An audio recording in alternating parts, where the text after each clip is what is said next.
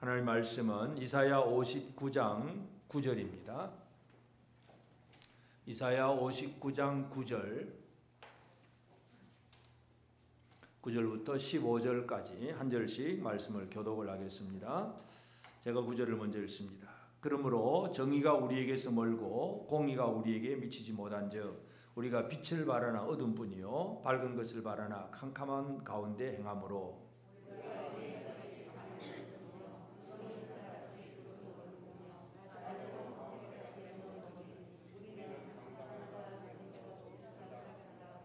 우리가 곰같이 부르짖으며 비둘기같이 슬피 울며 정의를 바라나 없고 구원을 바라나 우리에게서 멀도다.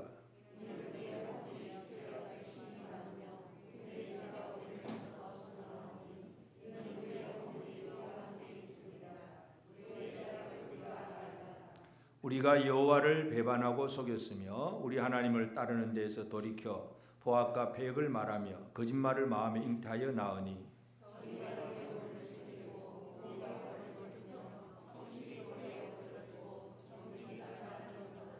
같이 봅시다. 성실이 없어짐으로 악을 떠나는 자가 탈취를 당하는도다. 여호와께서 이를 살피시고 그 정의가 없는 것을 기뻐하지 아니하시고. 아멘. 우리 하나님의 은혜가 온 성도들에게 가득하기를 바랍니다. 오늘 우리가 이제 이사야 59장 9절부터 15절까지 말씀을 읽었습니다. 이 본문은 하나님께서 이사야를 통해서 유다 백성들을 바벨론에서 회복시키실 구원에 대한 약속의 말씀을 주시고 그 구원을 여호와의 종이 이루는데, 그러나 사람들은 그 약속의 말씀들을 제대로 믿으려고 하지 않는다는 거예요. 그래서 믿으려고 하지 않는 그것 때문에 하나님 앞에 그들이 이제 잘못된 것들을 이제 생각하게 되는데, 우리가 지난주에는 추수감사주일이고 두 주 전에 59장 이제 1절부터 8절을 보면서 평강의 길을 잃어버린 사람들, 평강을 모르는 사람들 얘기를 말씀을 드렸습니다.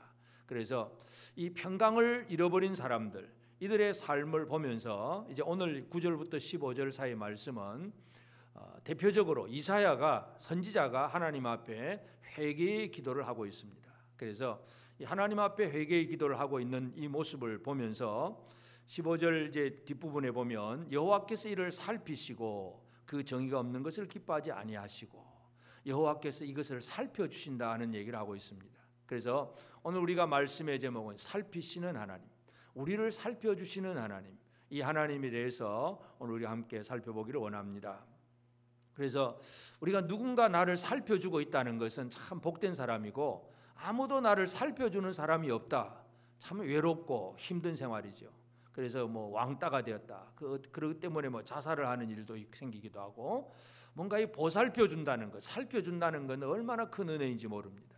하나님께서 오늘 저와 여러분을 살피시고 계신다는 사실을 믿으시기를 바랍니다. 그래서 그 살피시는 하나님 앞에서 나의 지금 상황이 어떠한지, 그래서 어떻게 우리가 하나님 앞에 나는 어떻게 반응을 보여야 되는지 이 말씀을 통해서 오늘 우리가 함께 생각하고자 합니다. 그래서 이 하나님의 살피심 속에서 이제 이사야 선지자는 특별히 그 살피신 하나님 앞에 백성들의 그 평강이 없는 삶을 바라보면서 하나님 앞에 회개하는 그런 내용입니다.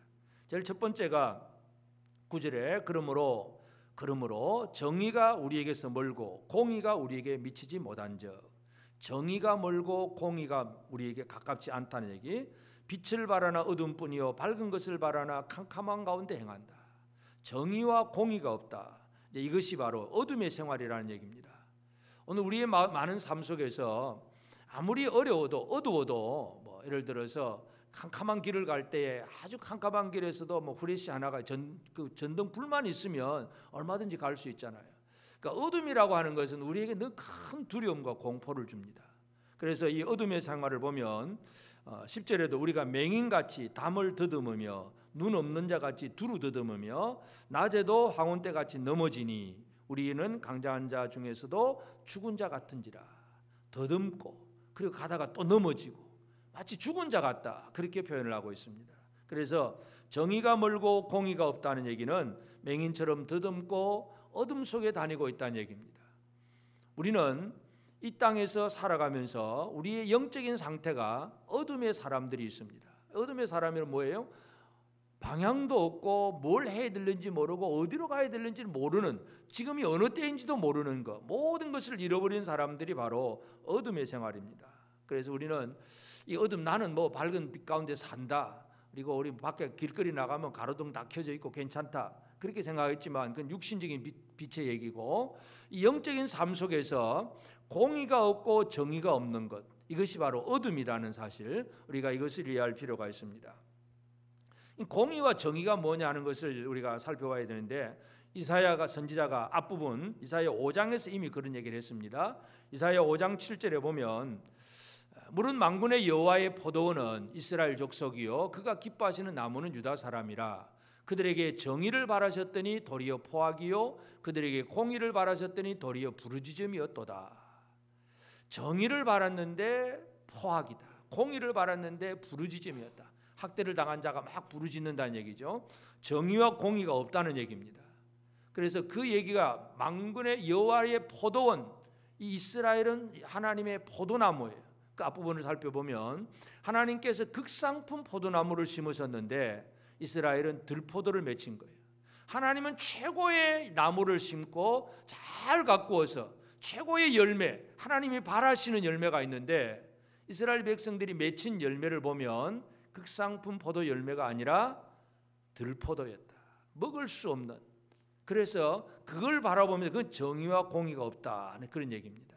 그러니까 영적인 면에서 정의와 공의가 없다는 얘기는 우리가 하나님께서 원하시는 하나님의 뜻대로 살지 못하는 그런 사람이라는 것을 우리가 알 수가 있습니다. 그래서 모세도 신명기에 그런 얘기를 합니다. 신명기 6장 25절에 보면 우리가 그 명령하신 대로 이 모든 명령을 우리 하나님 여호와 앞에서 삼가 지키면 그것이 곧 우리의 의로움이니라. 하나님의 명령을 삼가 지키는 것이 우리의 의로움, 공이라는 얘기입니다. 그래서 우리가 하나님 앞에 이 하나님 백성들이 이 땅을 살아가면서 정의롭게 살고 공의롭게 산다는 얘기는 세상의 기준이 아닙니다. 여러분, 이 세상의 기준이라고 하는 것은 사람들이 각자가 자기 속에 있는 이념, 이데올로기, 자기 신념이 먼저 자리 잡고 있습니다. 그래서 성경을 읽어도 자기 신념의 관점을 가지고 성경을 읽기 때문에 똑같은 성경을 읽어도 보수주의자, 진보주의자들이 성경 해석이 다릅니다. 같은 성경 들고 다니면서 서로 싸웁니다. 왜냐하면 자기 생각 가지고 성경을 읽고 있기 때문에 그렇습니다. 말씀 속에서 내 생각을 풀어나가야 되는데 말씀이 기준이 아니라 기준이 자기 잣대예요. 자기 잣대를 가지고 하니까 이 사람은 이런 얘기하고 저 사람은 저런 얘기하고, 그러다 보니까 늘 싸우고 분쟁이고 갈등입니다. 이것이 바로 하나님의 말씀이 말씀되지 않은 상태라는 얘기입니다. 정의와 공의가 없다는 얘기는 하나님께서 주신 명령대로 살지 아니하는 것. 그래서 하나님이 원하시는 것은 극상품 포도나무, 진짜 좋은 열매를 원했는데 사람들의 삶은 자기 마음대로 살다 보니까 하나님이 원하시는 그 기준에 맞는 그런 삶을 살아내지 못하고 있는 거예요. 이게 들포도고, 이게 정의가 없고 공의가 없는 것입니다.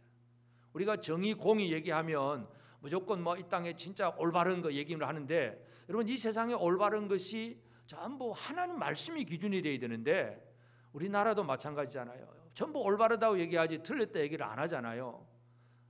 지금 여당과 야당 다 마찬가지고 뭐 보수나 진보나 다 마찬가지입니다. 전부 정의 얘기하고 공의 얘기하지 전부 우리는 나쁜 짓 합니다 그 얘기하는 사람 아무도 없어요.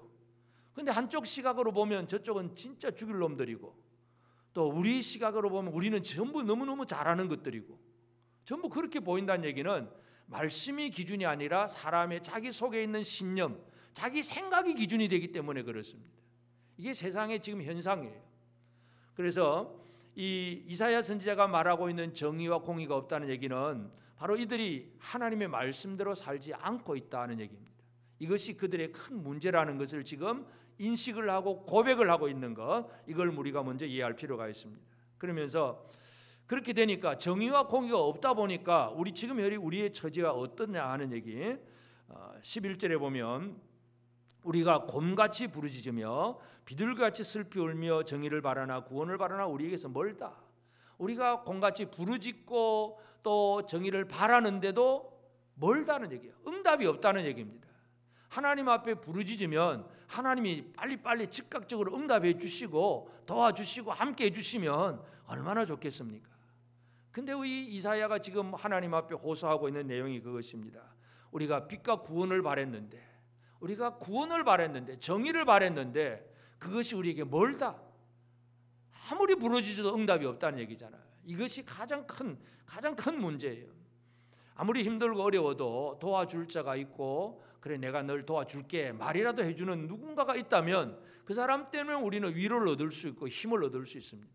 그런데 아무도 응답을 해주는 사람이 없다는 것은 너무나 큰 외로움이고 참 세상 속에서 왕따를 당한, 그래서 사람들은 이런 과정 속에 들어가 버리면 완전히 미쳐버립니다. 자살을 할 정도로. 그래서 하나님 앞에 버림받는다는 게 얼마나 큰 문제인가를 우리가 이해를 해야 됩니다.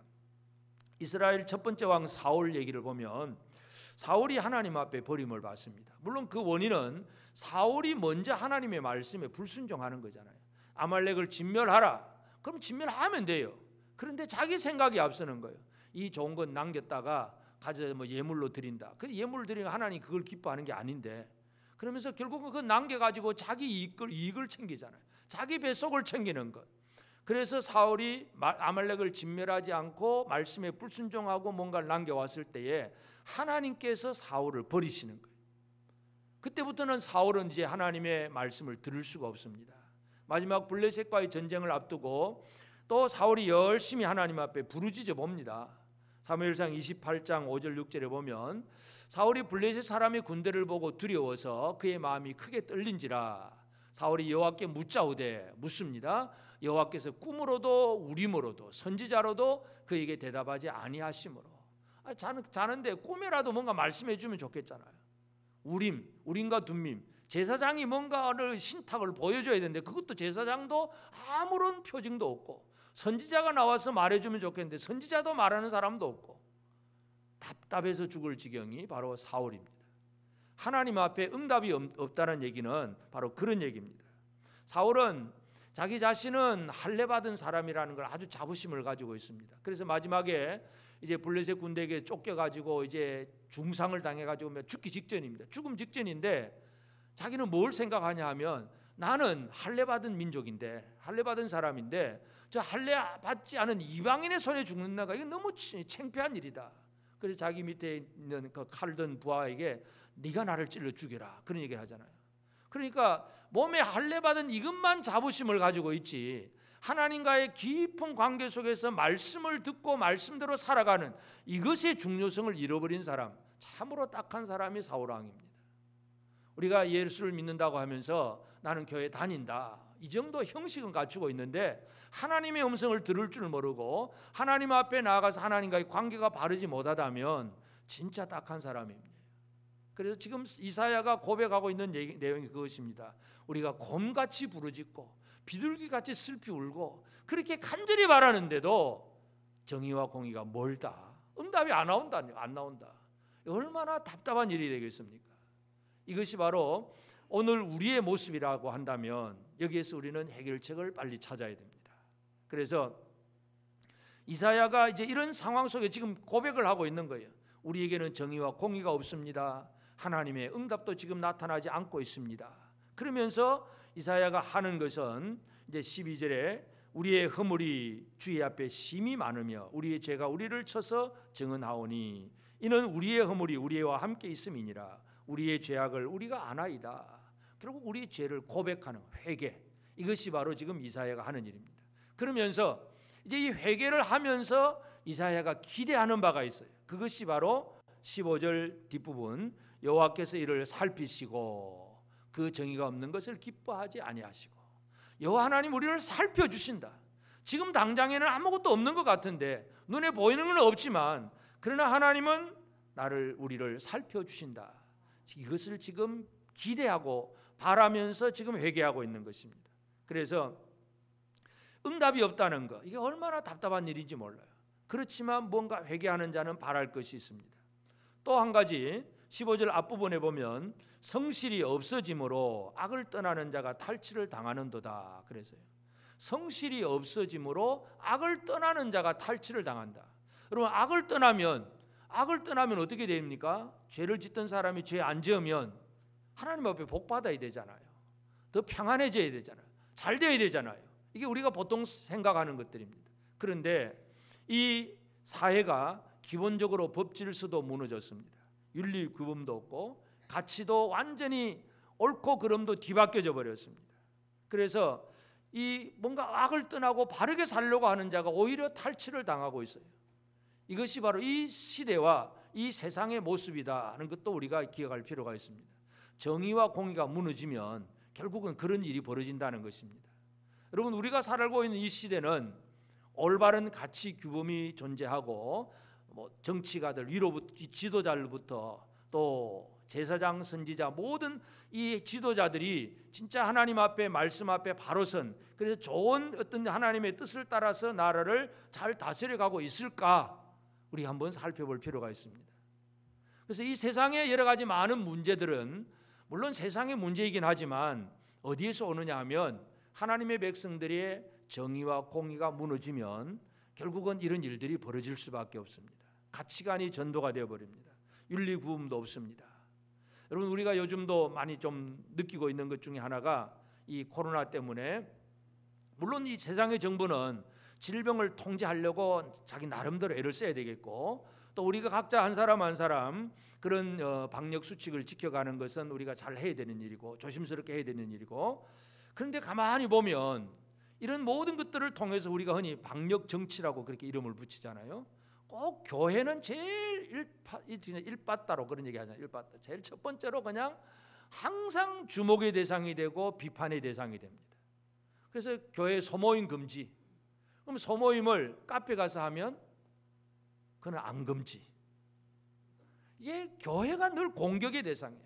여러분, 이게 결국 그 한 문제가 아니고 지금 이 세상적으로 출현나가는 모든 세태가 뭐냐 하면 세상의 어떤 사탄의 세력들이 계속해서 교회를 공격하고 무너뜨리려고 하는 영적인 전쟁과 같아요. 그래서 이런 방역을 통해서 뭔가 하는 이것뿐만 아니라 또 요즘 또 흔히 이제 말하는 이 포괄적 차별금지법 이런 이런 법도 마찬가지죠. 이런 법들도 물론 우리는 이 땅에 있는 연약한 자들을 차별하면 안 된다. 그건 당연하지요. 차별하면 안 됩니다. 모든 사람들을 동등하게 대우하고 다 해주는 것은 너무나 당연한 일입니다. 그런데 그렇게 포장은 아주 멋들어진데 그 안에 내용을 들어가 보면 여러 가지 많은 심각한 그런 이 교회를 공격할 수 있는 수단들, 방법들이 그 안에는 많이 나타나 있습니다.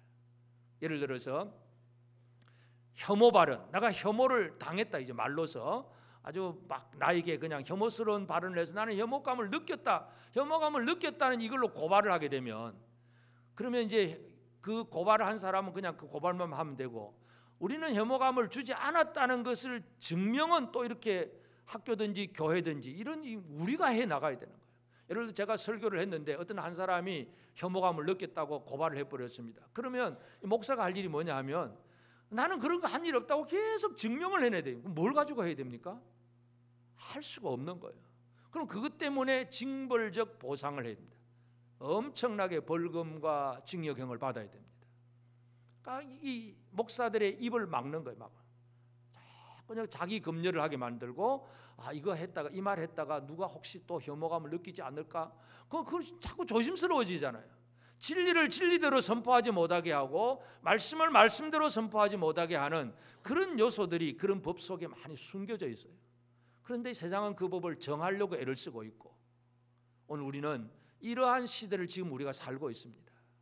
교묘하게 교회를 공격하는 것, 그래서 악을 떠나는 자가 탈취를 당하는 것, 이거 완전히 뒤바뀐 세상인데 바로 이런 모습들이 우리 주변에는 얼마든지 나오고 있습니다.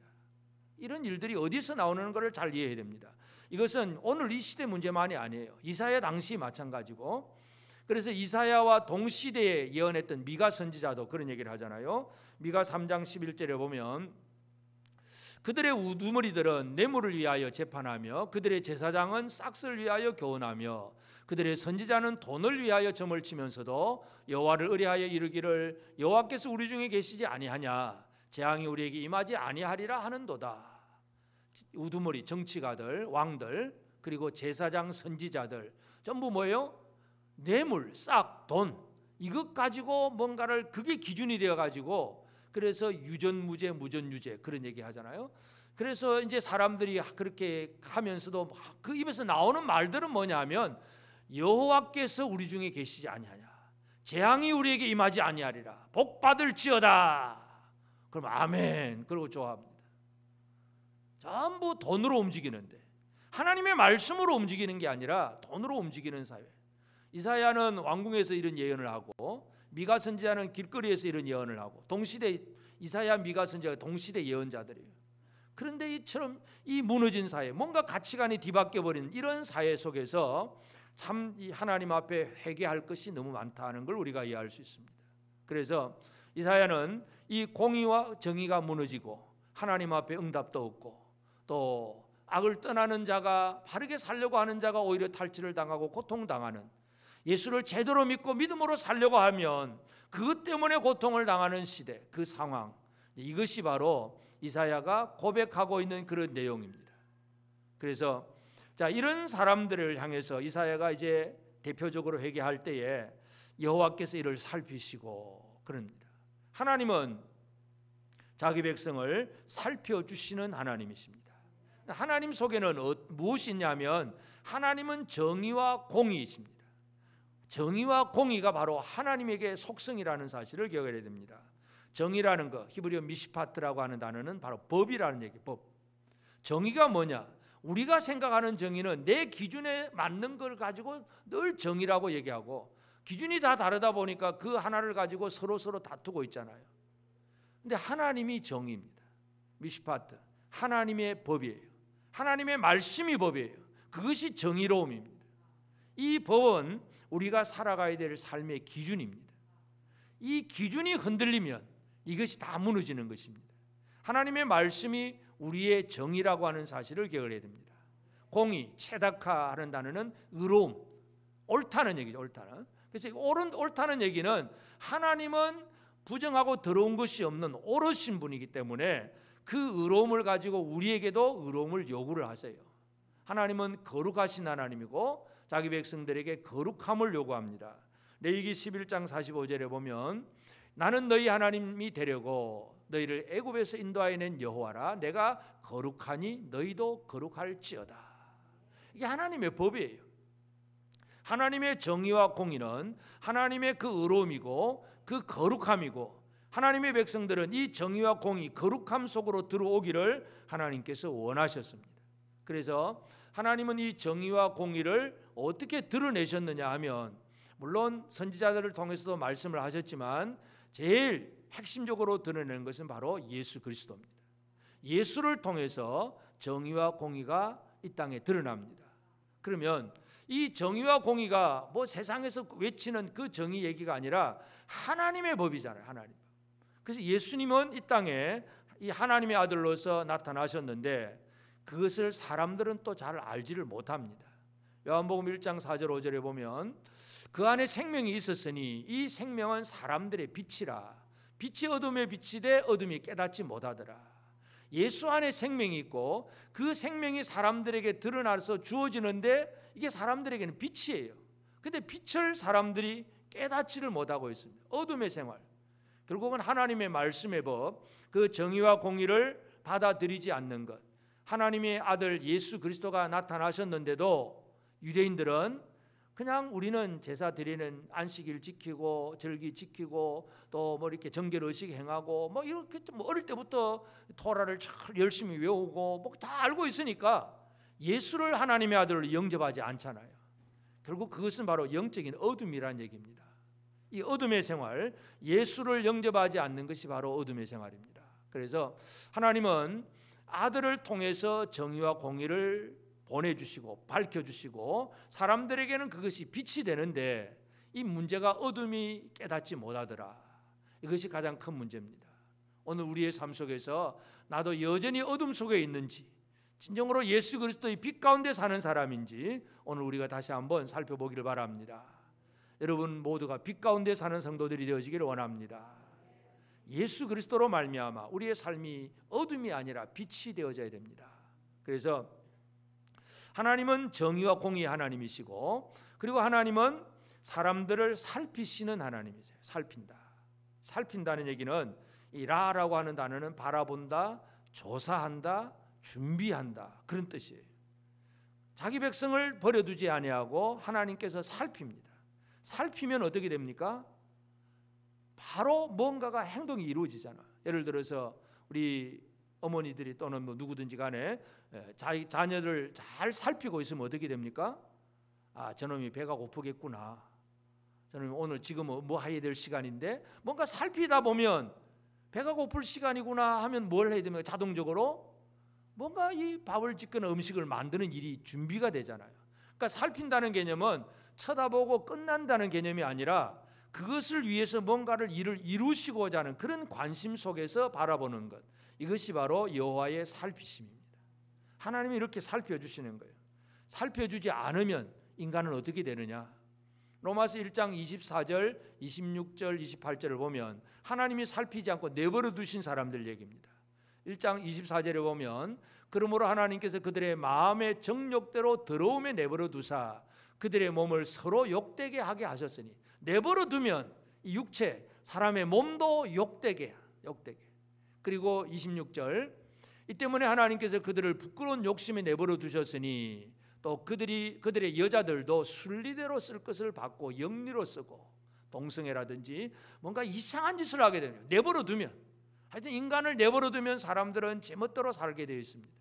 28절에도 또한 그들이 마음에 하나님 두기를 싫어하며 하나님이 그들을 그 상실한 마음대로 내버려 두면 합당하지 못한 일을 하게 하셨으니 제멋대로 살고 하나님의 기준이 합당인데 이것과 상관없는 제멋대로 사는 삶을 살게 됩니다. 그래서 하나님께서 살펴주는 사람, 살펴주지 않는 사람 이 차이점이 뭐냐 하면 살펴주지 않는다는 얘기는 내버려 두는 겁니다. 죄를 지어도 하나님이 천벌을 지금 당장 번개불 안 내리고 벼락 안 치고 잘 먹고 잘 살 수 있어요. 하나님 내버려 둬도 이 땅에서 마음껏 제멋대로 살아갈 수 있어요. 당장에 벌 안 받아요. 그래서 사람들은 그게 옳은 길인 줄로 착각을 하고 살고 있습니다. 하나님은 살피시는 하나님입니다. 하나님께서 아브라함의 그 집에서 이제 쫓겨나는 하갈을 살피시는 하나님인데 하갈이 이제 애굽 여자잖아요. 그 아브라함의 집에 이제 따라 들어왔고 그래서 이제 아브라함과 사라가 가나안 땅에 들어온 지 10년이 지나도 아들이 없었고 그래서 사라가 남편에게 우리가 하나님 말씀 따라서 이 가나안 땅에 들어왔는데 10년이 지나도 아들이 없다. 이제 내 나이는 이제는 75세, 당신은 85세. 점점 늙어가고 어떻게 하느냐? 이제 안 되겠다.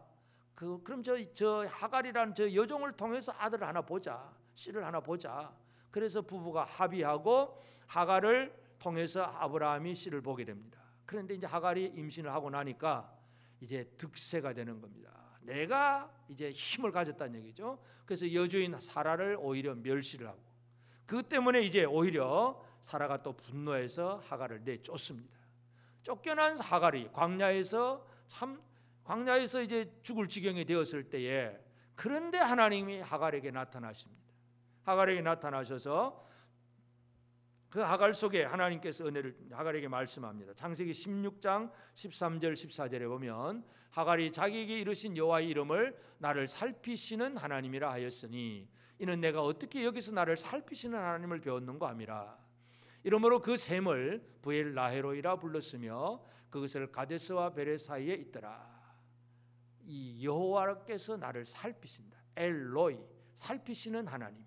그래서 이 하갈은 자기는 이제 아브라함 집에서 쫓겨나서 완전히 이제는 올 때도 갈 때도 없는 완전히 이제 버림받은 존재인데 그런데 하나님이 나를 살펴주셨다. 이게 얼마나 귀한 은혜인가. 이것을 고백하는 것입니다. 엘로이, 나를 살피시는 하나님.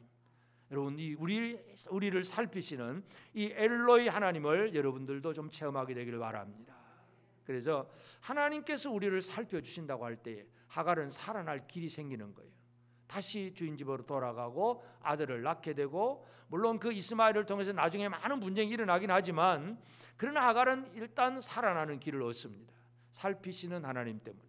그래서 하나님의 살피심은 우리를 위한 어떤 준비를 가지고 어떤 계획을 가지고 우리를 살핀다고 하는 사실 이것을 이해할 필요가 있습니다. 그러면서 살피시고 그 다음에는 그 정의가 없는 것을 기뻐하지 아니하시고 그럽니다. 15절 제일 뒤에 보면 정의가 없는 것을 기뻐하지 않는다. 기뻐하지 않는다는 표현은 뭐냐면 하나님께서 그것을 느낀다는 감정이 하나님의 마음. 직역을 하면 하나님 눈앞에 악이 있었다. 그것은 그분을 고통스럽게 했다. 그 얘기예요.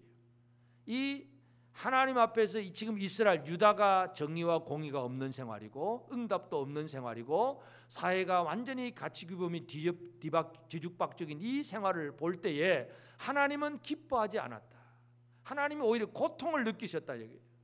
여러분 이것을 잘 이해하는 게 중요합니다. 하나님께서 무엇 때문에 고통스러워 하십니까? 하나님은 악한 것 때문에 고통스러워 하세요. 하나님은 악한 것을 결코 인정하지 않습니다. 그리고 하나님의 백성들이 이 죄악 속에 빠져 있는 그 자체를 하나님은 기뻐하지 않으시는 하나님이십니다.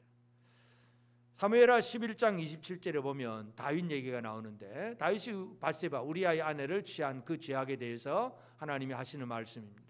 그 장례를 마침에 다윗이 사람을 보내 그를 왕궁으로 데려오니 그가 그의 아내가 되어 그에게 아들을 낳으니라. 다윗이 행한 그 일이 여호와 보시기에 악하였더라. 하나님께서 하늘에서 보시면서 아니 이렇게 신실하게 믿음으로 살아가는 다윗이 저렇게밖에 안 되냐. 참 하나님의 마음이 어떻겠습니까? 얼마나 큰 실망감이겠습니까? 그런데 하나님은 악하게 보셨다. 그건 잘못된 거다. 그러면서 물론 이제 그 태어날 아들은 죽고 그 다음에 이제 솔로몬이 태어나게 하시긴 하지만 하여튼 하나님은 이 땅에 있는 백성들에게 뭔가를 악한 것을 보시면 그 악한 것에 대해서 하나님은 진노를 준비하세요. 심판을 준비하신 하나님이십니다.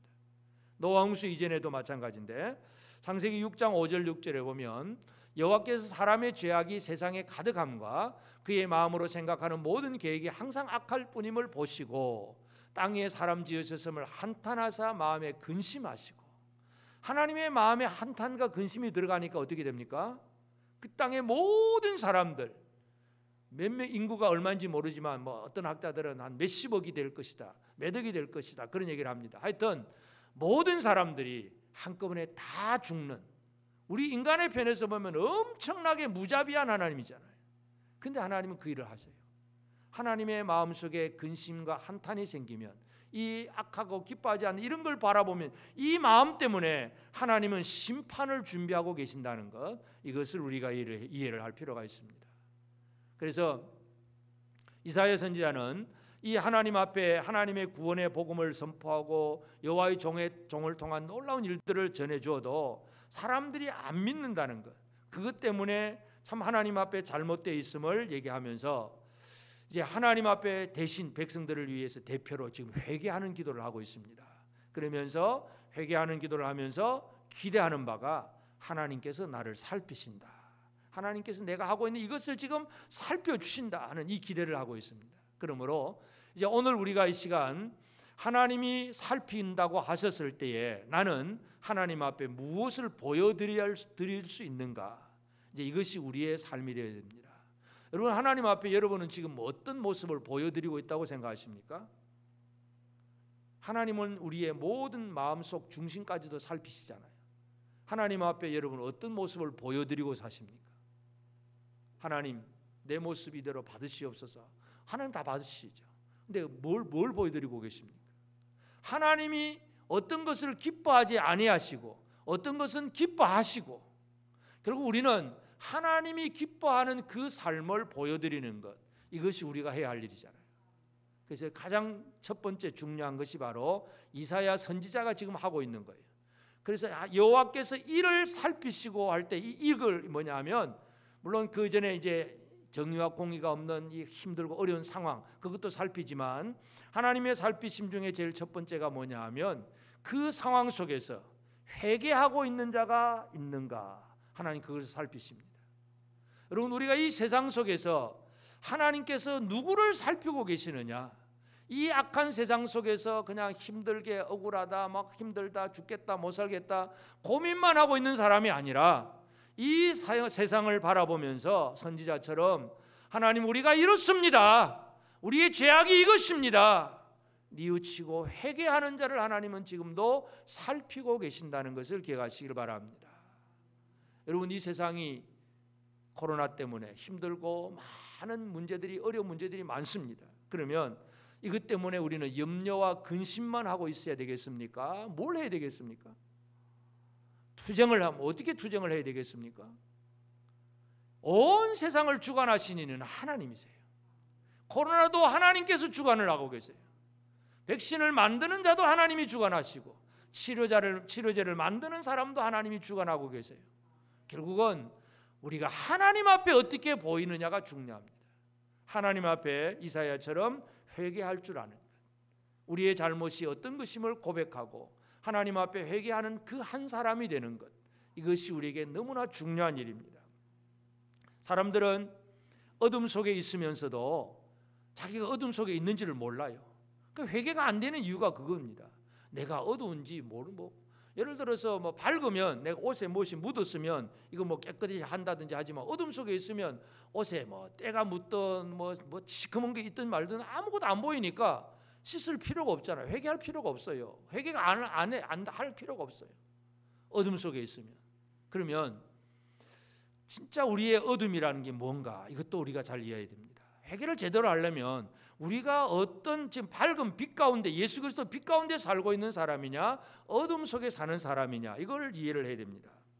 사도 요한이 편지를 쓰면서 요한일서 2장 11절에 이런 말씀을 합니다.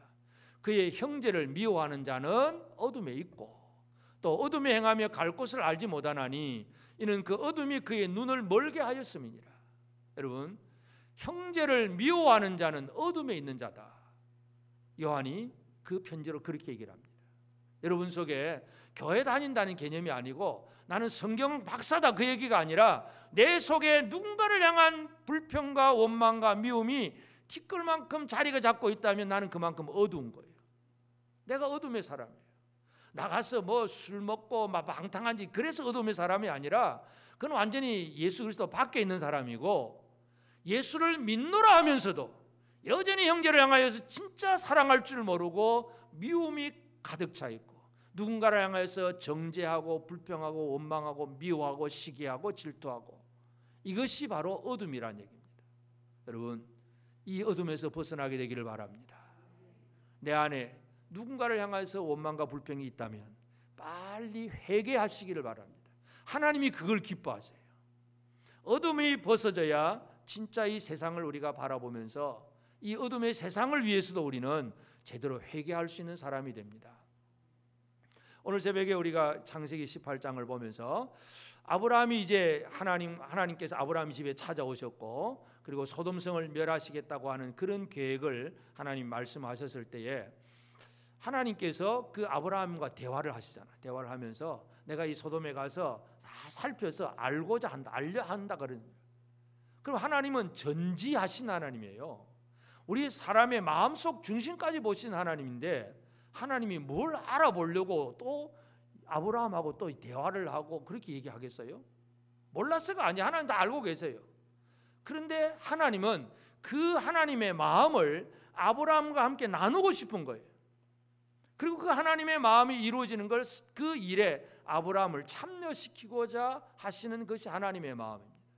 그러니까 소돔 하나님이 보시고 그냥 바로 멸하도 누가 말할 사람이 없잖아요. 노아 홍수 때 그 인류가 다 한꺼번에 다 죽었는데, 근데 하나님은 하나님의 백성 그 아브라함, 믿음의 조상 아브라함을 하나님께서 내가 하고자 하는 일을 다 알려준다, 알게 하시는 거예요.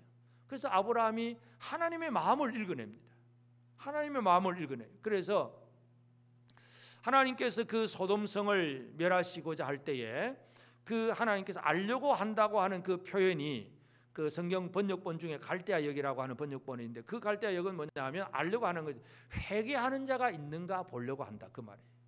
회개하는 자가 있는가, 그거 보려고 한다. 그 말을 지금 그런 마음을 지금 아브라함에게 주신 거예요. 그러니까 아브라함은 물론 자기 조카 롯 때문에 지금 그렇게 하나님 앞에 지금 막 딜을 하잖아요. 참 기도를 하는 사람들 중에 참 부러운 사람 중에 이거예요. 하나님하고 제대로 1대1로 딜이 잘 되는 사람. 여러분 잘 되십니까? 주여 부르짖겠는데 그 다음에 하나님 아무 응답도 없고 나도 그 다음 모르겠어, 잊어버렸어. 그 기도 한 건지 안 한 건지도 잘 모르잖아요. 하나님 저 소돔성을 그러면 멸하시는데 그 중에 의인 50명이 있는데 그 죄를 짓는 많은 사람들 때문에 이 의인 50명도 죽어야 됩니까? 이게 지금 아브라함의 논리잖아요. 의로운 논리, 정의로운 논리를 가지고 얘기하니까 하나님 아니 50명 있으면 나는 용서해 줄 거야. 근데 하나님 그 50명 중에서 5명 모자라서 45명만 되면 어떻게 됩니까? 그래도 용서야. 잘 되잖아요. 이제 딜이 시작되니까 그러면 40명, 30명, 20명, 10명까지 내려갑니다. 여러분 그때마다 하나님은 해주겠다고 말씀하세요. 하나님 마음이 뭐예요? 그 소돔성을 멸하고 싶은 것이 하나님 마음이 아니에요. 그 안에 회개하는 자 한 사람 때문에라도 그 성을 용서하고 싶은 것이 하나님의 마음이에요. 근데 그 사람이 없다는 거예요. 이것이 멸망이에요. 여러분 이 시대에 왜 이 세상에 가장 중요한 사람 회개하는 자가 없느냐? 하나님이 바라시는 거 이거예요. 여러분 이 세상에 많은 사람들이 살고 사회가 엉망이 되어 가더라도 하나님 앞에 제대로 회개할 줄 아는 한 사람이 있다면 그 사람 바라보시면서 하나님이 이 땅을 용서하시는 하나님이십니다. 누가 그런 사람이 되어야 되겠습니까? 바로 저와 여러분이 이 세상을 바라보며 이 나라와 민족을 바라보며 우리는 하나님 앞에 회개할 줄 아는 우리가 되어져야 됩니다. 물론 개인적인 죄도 당연히 해결을 해야 되겠지만 진짜 이 나라의 모든 것들을 바라보며 이사야가 지금 하고 있는 정의가 공의가 뭡니다. 하나님 우리나라의 법이 다 무너져 버렸습니다. 제사장들도 그렇고 선지자도 그렇고 다 엉망이 되어 버렸습니다. 하나님 이거 어떻게 할까요? 이 이사야의 기도 이것이 바로 하나님께서 살펴보시는 것입니다. 그러므로 우리는 이 땅 위에서 그냥 내가 잘 되고 복 받고 이건 뭐 누구나 하는 거예요. 근데 진짜 하나님이 살펴보시는 사람은 죄를 제대로 알고 회개할 줄 아는 이 사람을 하나님께서 살피고 계십니다. 우리 모두가 이 세상을 살리는 일에 쓰임 받을 수 있는 사람들입니다. 여러분들을 하나님께서 그렇게 회개하는 자가 되기를 원하고 계십니다. 옆 사람을 한번 격려합시다. 당신이 회개하는 기도로 이 세상을 살릴 수 있습니다. 한 사람, 많은 사람도 아니에요. 예루살렘 성이 왜 망합니까? 의인 한 사람이 없어서 망하는 거예요. 한 사람, 하나님께서 원하시는 진짜 회개하는 한 사람을 하나님께서 바라고 원하십니다. 우리가 이 사람들이 되어지기를 바랍니다.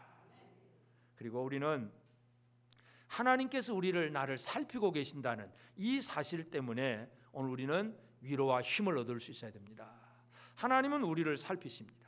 예수 그리스도는 어린 양 예수 그리스도는 보좌에 앉아 계시는데 우리에게 무엇을 가지고 우리를 살피냐 하면 요한계시록 5장 6절에 보면 내가 또 보니 보좌와 내 생물과 장로들 사이에 한 어린 양이 서 있는데 일찍이 죽임을 당한 것 같더라. 그에게 7 뿔과 7 눈이 있으니 이 눈들은 온 땅에 보내심을 받은 하나님의 7 영이더라.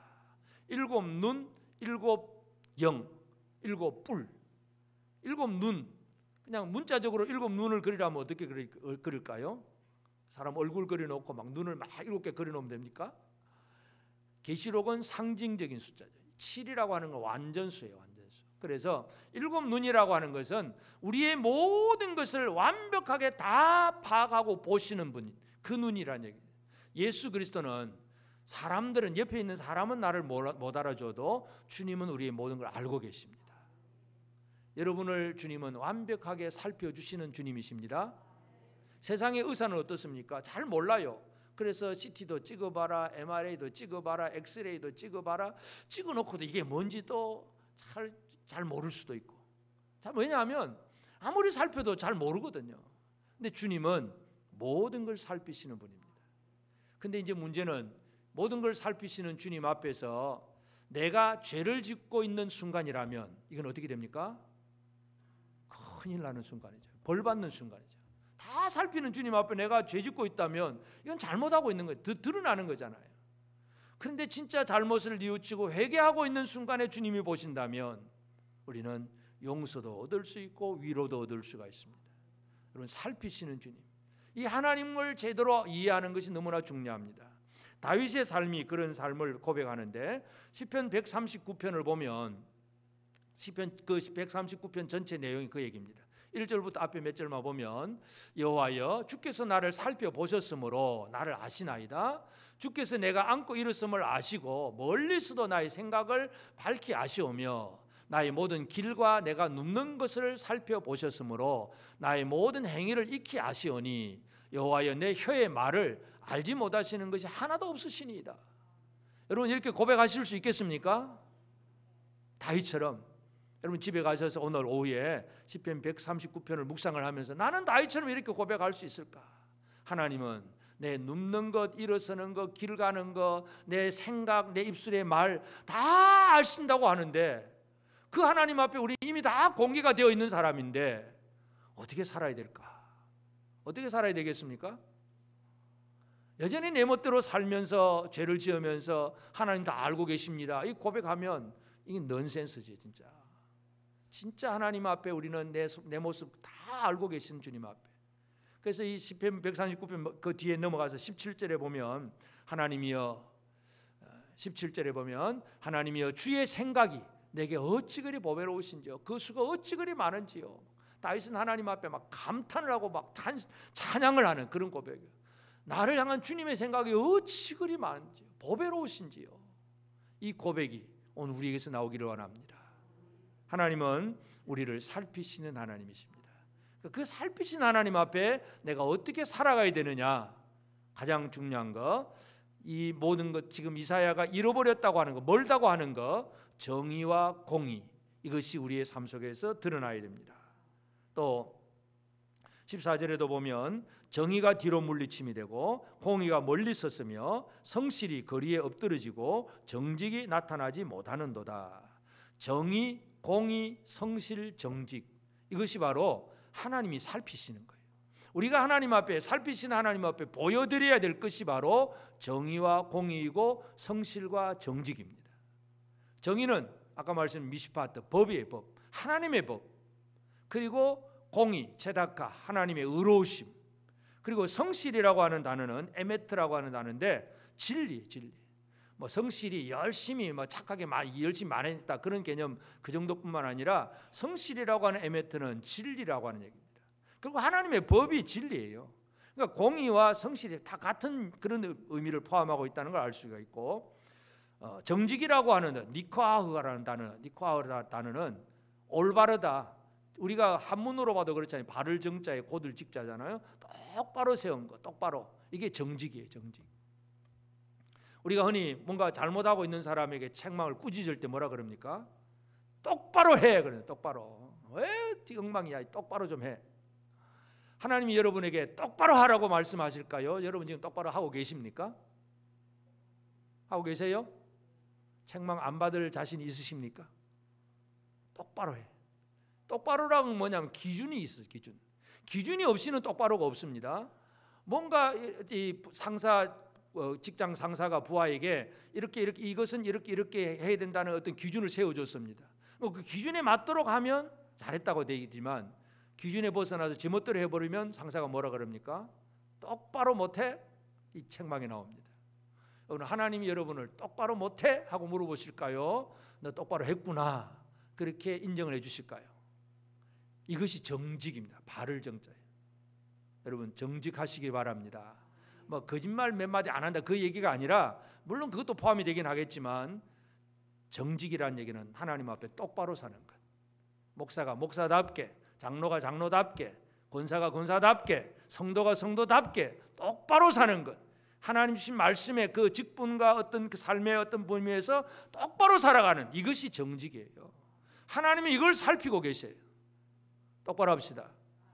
옆 사람에게 우리 한 번씩 좀 찔러줍시다. 우리 좀 똑바로 합시다. 하나님이 원하시는 기준에 맞는 똑바로 사는 것 이게 정직이에요. 공의와 정직, 공의와 정의, 성실과 정직 이것이 살피시는 하나님 앞에 우리가 보여드릴 삶입니다. 이 삶이 우리에게 나와야 됩니다. 사도 요한이 아까도 요한 1서를 얘기했지만 요한 3서에도 요한 3서 1장 11절에 이런 말씀이 있어요. 사랑하는 자여 악한 것을 본받지 말고 선한 것을 본받으라. 선을 행하는 자는 하나님께 속하고 악을 행하는 자는 하나님을 배우지 못하였느니라. 여러분 사도 요한이 서신서를 보낼 때는 교회가 로마의 가장 많은 박해를 받는 그 시대예요. 로마의 유명한 10대 박해. 그래서 네로, 도미시안 황제 이런 사람들이 막 기독교를 엄청 박해를 하는 그런 시대예요. 그 시대 속에서 교회는, 성도들은 예수를 믿는다는 이 말 한마디 때문에 집에서도 추방을 당하고 재산이 몰수를 당하기도 하고 감옥에 들어가고 그리고 순교를 당하기도 하고 카타콤 속의 지하 동굴 속에서 겨우겨우 믿음을 지켜가야 되는 그런 박해 시대 사람들이에요. 그 박해를 견디고 살아가는 성도들에게 장로 요한, 사도 요한이 뭐라고 얘기하냐면 그 견디고 그냥 참아라 이 정도뿐만 아니라 적극적으로 해야 될 일을 얘기합니다. 그것이 뭐냐면 악한 것을 본받지 말고 선한 것을 본받으라. 선을 행하는 자는 하나님께 속하고 악을 행하는 자는 하나님을 배우지 못하였느니라. 우리는 선하신 하나님, 의로우신 하나님, 그 하나님 앞에 우리의 의로운 삶을 통해서 뭘 할 수 있느냐? 하나님을 배울 수 있다, 대면할 수 있다는 얘기입니다. 여러분, 아무리 힘들고 어려운 사회라 할지라도 우리가 어떤 이 교회가 어떤 세상적인 어떤 군사적인 물리적인 이 힘을 가지고 세상의 정부를 뒤집는 게 아니에요. 그것은 세상 정권들끼리 하는 것들이고, 교회는 하나님 앞에 선을 행하는 것, 선하신 하나님 앞에 선을 행하는 그 삶을 살게 될 때에 우리는 하나님을 배우는 자가 되는 거예요.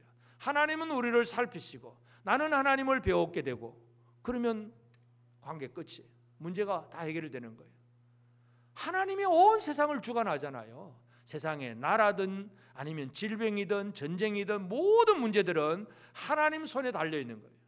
그런 하나님 앞에 하나님은 나를 살피시고 나는 하나님을 배웁는다면 더 이상 뭐가 필요하겠습니까? 그 하나님을 배우는 사람은 다른 것이 아니라 선을 행하는 자, 공의와 정의, 성실과 정직, 이 선, 하나님이 원하시는, 하나님이 하나님이 좋다고 여기시는 그 선을 말씀대로 행하는 그 삶이 하나님과의 관계 속에서 하나님을 우리는 배우는 자가 되고 하나님의 살피심을 받는 자가 되고, 이것이 바로 이 시대에 하나님이 원하시는 그런 사람입니다. 여러분, 우리 중에 여러 환경들을 바라보면 참 큰일 나겠다 하는 생각들도 많이 되고 이제는 어찌할까 하고 두려운 생각들도 들어가는 그런 일들도 우리 주변에는 많이 일어나고 있습니다. 이 일은 점점 더해질 것입니다. 마지막 때가 되면 될수록 박해와 핍박은 더해지고 예수를 믿는 이 자체가 세상의 조롱거리가 되고 핍박이 되고 고통이 될 것입니다. 그러나 용기를 잃지 말고 우리가 할 일은 다른 것, 선을 행하는 것, 하나님이 원하시는 말씀대로 살아가는 삶. 그래서 하나님과의 관계가 제대로 이루어지면 이것이 우리 자신의 복일 뿐만 아니라 세상을 고쳐놓는 그러한 능력으로 나타나게 됩니다. 회개하는 한 사람, 이사야 선지자의 기도가 하나님의 살피심을 이끈다는 것을 다시 한번 기억합시다. 우리가 하나님 앞에 제대로 회개하는 자가 되어서 하나님의 살피심을 받고 우리는 하나님을 배우는 자가 되어서 하나님의 놀라운 은혜 속에 살아가는 우리 모든 성도들 꼭 되어지기를 바랍니다. 옆 사람에게 한번 격려의 인사를 나누겠습니다. 하나님은 당신을 살피십니다. 그 살피신 하나님 앞에 엉뚱한 짓 하다가 걸리지 않기를 바랍니다. 제대로 성실하게 선을 행하다가 주의 은혜를 누리는 우리 모두가 되어지기를 축복합니다.